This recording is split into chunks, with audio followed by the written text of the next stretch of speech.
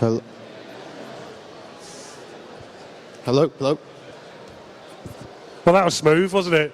Thanks for that, Nige. Okay, welcome back to the live stage. We have now got a very different perspective here, something that we haven't examined before on CDX. It's the opportunities and difficulties selling supercars. Now, Romas International was founded in 1994 by Paul Jaconelli. He still runs a Surrey-based company today, along with his son Tom and his brother Marc, the latter of whom is here with us to offer some valuable insights into the supercar sales industry. So please welcome to the stage, Marc Jaconelli.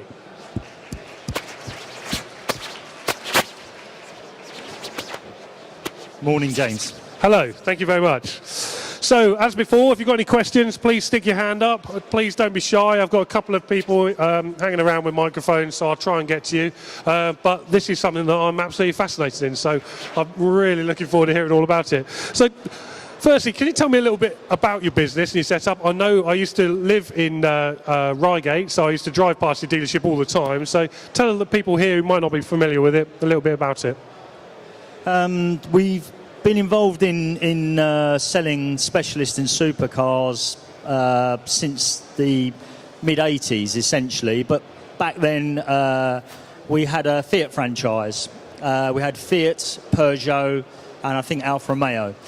We sold our business in 1994 to HR Owen, and my brother started Romas International back then. So his brief then really was to do, there used to be a company called Romans of Farnham, and the other people that we held in high esteem were Bramley Motor Company, which was owned by one of the old directors of Romans of Farnham, and that was really our benchmark. We wanted to do that sort of thing, but even better than they did, basically. So tell me a little bit about your stock profile at the moment. What have you got in the showroom? Our stock profile, believe it or not, currently ranges from 30,000 up to 3 million. We try to cover every base because we believe there's an opportunity locally to sell lots of Land Rover, Range Rover products. The cheapest car we currently have is a little Fiat Maserati 695. And again, that can be the sort of car you'll sell to someone who owns a Ferrari 458, for example. So what's the car that's up for £3 million? I say 3 million, it's actually 2.8, so I've exaggerated a wee bit. We just literally sold delivery mileage, unregistered Maserati MC12. It's one of only 49 cars worldwide. Those of you who are not familiar, they're all the same colour. They all come in pearlescent white with blue, Maserati blue, and it was a car that was originally produced in order to homologate the MC12 so they could race them at Le Mans. So some of these supercars prices are going crazy at the moment. I mean, where is the biggest rises at the moment? Funnily enough, that particular car, I was telling one of your colleagues earlier, we sold that car approximately 2 years ago for 1,475,000. We've just resold it for 2.8 million. Unfortunately, we didn't keep all of the bit in the middle. The vast majority of that went to the previous owner. So he had a massive profit on it. And the good news was it was tax-free as well. And this is a thing with supercars at the moment and classic cars. People are putting a lot of their money into them at the moment. Is it still a very safe bet to put your money in Ferraris? Yeah, I mean, absolutely. It's a unique time in history, really. The only other time in my working life, which has been some time now, that this is anything like this has happened was in the late 80s, but not to the extent it's currently happening. I think you've excuse me, you've currently got the perfect storm. So there's very low interest rates. You have the taxation advantage on cars, which is not the same case on property. Property is now getting heavily taxed.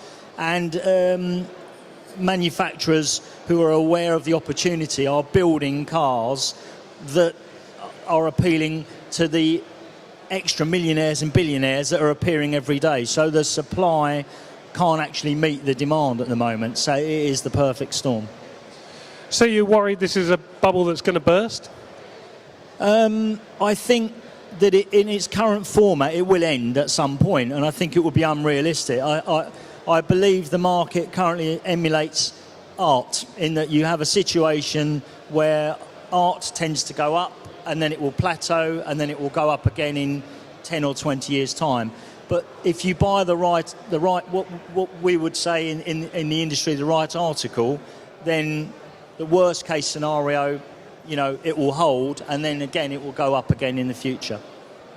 So I love the sort of cars that you sell, and if I was lucky enough to be in that position, buying one would be a very special experience. But are you selling to people like me who are an enthusiast, or are these people who are purely just investing in a product? No, absolutely not. We sell to everybody. As I mentioned earlier, we would we currently have a selection of Range Rover stock. We would have Mercedes G-Wagons. We have 911 Porsches. But we also have a 911R. We also have a GT3 RS. So we try to cover all the bases. We're not just there for the investment customer. At the end of the day, it's not about being here for today. It's about being here for today and tomorrow and the years to come. Do you find pricing this stock difficult? I must imagine when these prices are going up so quickly, it must be really hard for you to know where to peg it, or is it just instinctive? I think my nephew's here, somewhere in the audience. He's been very influential in the buying cycle because he specialises. He is our buyer essentially. However, I think that what we've got at Romans is a very good combination. We have the experience. My older brother, he's 10 years older than me. I've been in this business for 37 years now, and Paul 47 years, and Tom, who's unlike his father and I, he's been university educated, so he has a graduate approach to things. So Tom uses analysis, my brother uses gut reaction and experience, and I'm probably a little bit in the middle. So the combination of the three means that we probably apply a bit more science than a lot of our competitors into our buying. So when you're selling to billionaires, is it just a case of them turning up, or somebody turning up on their behalf with a credit card, or are they actually coming in and buying these things themselves? Again, a mixture of both. We have a few celebrity clients who do come into the showroom. A lot of our business is done on the phone. The other thing that will probably surprise some members of the audience is that we sell a lot of finance. To give you an example, in the month of March, we did £7 million of finance paper. So we cash convert a lot of people into finance as well, a lot of wealthy people. So who do you use for that? What partners do you use?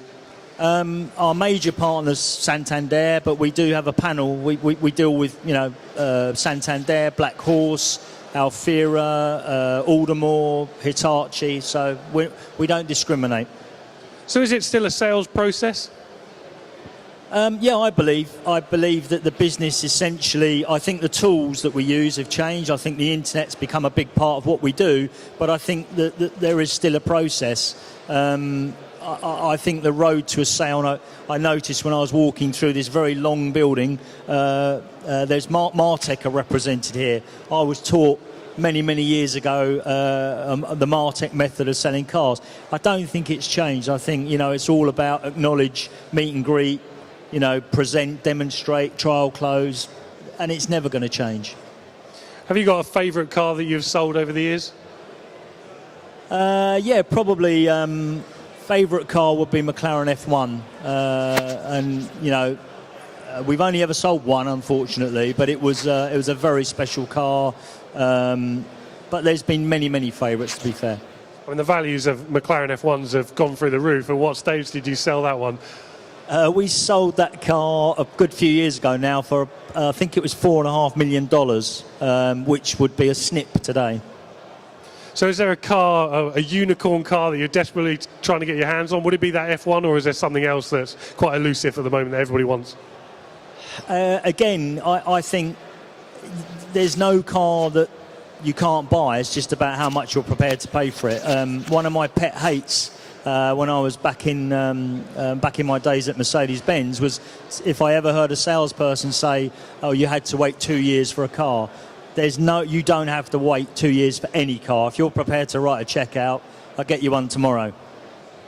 So, over the years, what's the most expensive car you've ever sold? Probably, I'm trying to think, probably 3 million would be the most expensive, sterling. And does that happen often, or is that kind of a rare occasion? I mean, those large transactions, are they a big part of your business, or is it more the kind of general stuff that you sell regularly? A combination. I mean, again, if I take March as an example, we did something like 42 units, but within that we sold 2 LaFerraris. And we had a big finance penetration. We sold lots of what we would consider to be ordinary cars, but we also sold 2 LaFerraris. For me, that's a perfect month. It doesn't get any better than that. Sounds pretty good to me. What about marketing? Where do you put your money? Is it on social media, or do you use traditional newspapers and the like? I'm very sad to say, as an avid Sunday Times reader of the past, I think newspaper advertising, certainly for us, has had its day. We tend to use social media in a big way. Again, we have the advantage that Tom's come into the business and he's much more social media savvy than his dad, for example, and me, to be fair. So we have a massive following on Twitter, Instagram, Facebook. We use LinkedIn, and we tend to use our website. We're very strict on the basis that every car we have goes on our website, you know, as soon as it's prepped. We're sticklers for our photographs.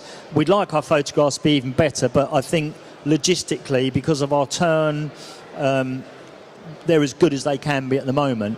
We use video, we use YouTube, so we attack all areas of social media, and it is, you know, it's something that's very current. A lot of our customers are getting younger. I'm getting older, the customers are getting younger, and they are, you know, very much social media and internet savvy. Do you use traditional classified advertising sites? Not particularly. We do the odd magazine, but not the old newspaper stuff that Auto Trader we use, but online. And out of those social media platforms you mentioned, which one works the best for you guys? A few of the panelists have said Facebook has been a bit of a hot one for you. Is it the same? It depends what you're trying to achieve. Because we're an independent and we don't have the backing of a manufacturer, and we don't have that brand placement. Our brand is obviously Romas International, and we find that something like Facebook is very good for brand placement. Instagram tends to be, as the name suggests, very instant. So if you put a picture on of a hot car, you get big response. And again, what that's doing is that's placing your brand out there with all the younger people. In terms of commercial success, something like LinkedIn is very, very good, because the market, you're not dealing with kids, you're dealing with professionals that have the wherewithal and the financial ability to buy some of the cars we have. And do you use promotional messages on LinkedIn, or is it purely organic? Up until now, it's been purely organic. I've been on LinkedIn for some years personally, so I had a fairly big following on it myself. And then, obviously, it helps when you've got pictures of beautiful cars. You do get very big responses. And I suppose your database must be incredibly important to you. Is it sometimes just a case of looking through the Rolodex and finding the buyer for the LaFerrari? Yeah, there is obviously a big element of that. Again, the database has been set up so that if we do have a car that comes into stock, it produces a list of people that have shown an interest previously, and we would contact those first. Yeah. And how's Brexit affected your business? I suppose it's probably made overseas buyers pretty strong when it comes to coming across and getting the cars that you're selling. Have you seen that? Yeah, initially we did, because we represented something like a 20% saving because of the euro sterling rates. I've got to say that we would never turn business away, but it's not the ideal business for us for several reasons. And I mean, obviously a sale's a sale, but the trouble with export, many of our cars we tend to sell more than once. So we'll sell a car, take it back, sell it again. If you export a car, there tends to be that you don't see it again. There's very rarely a part exchange opportunity with an export car, and there's no finance opportunity. So from our perspective, we much prefer dealing with UK business. We did get that initial uplift with Brexit coming out straight away, but it's tailed off, and the vast majority of our business has been UK based. And what's hot at the moment? What's selling really fast? The usual suspect, Ferrari. Ferrari are the masters of manipulating supply and demand.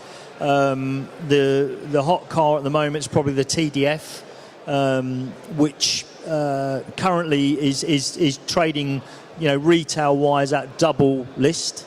The 488 is still a very good car, a lot cheaper, but again performing very well. 488 Spider. I think the next hot car will probably be the 911 or 991 GT3 Gen 2, because it's available in a manual and it's basically as quick as the old GT3 RS. So that's going to be the next hot car, really. And what about McLaren? They seem to be coming up with some interesting stuff at the moment. Do they sell? Yeah, we do. We're very successful with McLaren. The 675 LT, I think, is an amazing car. They made 500 coupes, 500 Spiders. We currently have a Spider in stock. We always have 2 or 3 McLarens. We sold a 650S on Sunday. I've got 2 or 3 other McLarens in stock. Always very, very good news. I think it's got a massive following because it's British, and it's a good car. I mean, it is a very worthy competitor to Ferrari. So you've obviously been extremely successful. Have you got any expansion plans about pushing out dealerships into other areas at all? Never say never, but I think the reality is that it's very difficult for us to buy stock, and if we want to maintain our standards in terms of the quality of the stock we have and the prep, it's very, very difficult to expand that into other branches. I mean, I think a lot of the groups have tried to emulate what we do. They open specialist divisions and classic divisions, and what will happen is you'll see those, as the market settles down, which it inevitably will do, they'll disappear again. It's difficult to maintain the levels that we're at, and I think to dilute that by having another branch, I don't know if it's a good idea, to be fair. Okay, has the audience got any questions while we're here? Yeah, it's just one down here, Darren, please. We've got a microphone. You just hold on 2 seconds. Thank you. Should be ready. Hello. So we detail our cars 3 to 4 days per vehicle. So is that the same for you? I think the question was, you detail your cars for 3 or 4 days. 3 to 4 days of detailing a car. Would that be very similar to what you take? So how do you prepare your vehicles for sale? Yeah, I mean, it depends. Obviously, in an ideal world, yes, we would. But it's the difficulty is if they need any paintwork, obviously, and unfortunately today, because of the water-based paints, a lot of the cars tend to get chippy bumpers and things, so then that would take a bit longer. But in terms of just a prep for a car that needs no paintwork, yeah, 3 to 4 days. Do you do that yourself, the detailing? Do you do it yourself, or do you? Yeah, in-house. To be fair, our Valadez, and this will probably shock some of you. One of the guys So I work with my brother and my nephew. Our valeters are 3 brothers and one of their sons. And one of the guys, Martin's been with us 35 years. He came when he was 15, and he got his company Rolex awarded to him for his 35 years. So they've been there a long time. They know what they're doing, and just they've always been around these cars, really. We don't want that getting out about the Rolex. Thank you for your question. Has anybody else got one? There's just one just down here, please, Jack. Hello. You mentioned video, that you use video in the sale of your cars. How do you use video to sell cars? Two ways, really. We employ a subcontractor. A guy comes in and he will video. He'll prepare a professional video, which will be driving, stationary, doors opening, engines. I mean, what we sell are very sexy cars, so people want to hear them revving up and stuff like that. But a lot of them we do ourselves. So a couple of the guys in the marketing team, they're quite adept because they're passionate and enthusiastic about the cars. They find it quite easy. And Tom, my nephew, was actually trained. He did his degree as a film editor. So he has an interest in that as well, which obviously helps. Sorry, Jack. Thanks. Sorry. So I'm guessing they're the videos that you're putting on YouTube. Yep. Do you send personal videos to customers if they ask for them? Yes, we've just started doing that. I've got to say, speaking very frankly with you, I have mixed views about personal videos because purely because I know that a lot of the volume, the specialist volume franchises do it. So people like BMW, they use personal video. Now we've started doing it. I'm quite old school, so it's quite alien to me. But we've got one salesman in particular who does use it a lot, and it works for him. Super. Thank you. Thank you very much. Just one more question for myself. What do you think the next generation of supercars, the replacement for the Ferrari 488 and the 720S, will look like? Technology-wise. I suppose realistically they're all going to be hybrids, aren't they? I think it will be a very sad day when the combustion engine meets its end, and I don't know when that'll be, but I do think the next generation will be hybrid. One of the challenges that face the designers at the moment, I have another cousin whose son works for McLaren, and he's currently on the EV team, but he's a software engineer, does a lot of work on gearboxes, and he was telling me recently that they're having to dumb the cars down a bit because they're now becoming so fast that unless you have fighter pilot reactions, they're difficult for mere mortals like us to drive. I don't know. As I say, I don't know those of you that have ever driven fully electric cars, but I've driven a Tesla, and in terms of performance, it's very difficult to criticise it. It's awesome performance. The all-wheel drive thing, you get no wheel spin. It's like direct drive, but it doesn't get my pulse racing quite like a V8 mid-engine sports car. I'm sure it's going to keep you busy in the years to come. Marc, thank you very much for your time. Next up on the live stage, we're going to have Ross McDonald from Twitter. He's going to be telling us how to make the most of 140 characters at your dealership. Please put your hands together for Marc. Thank you very much.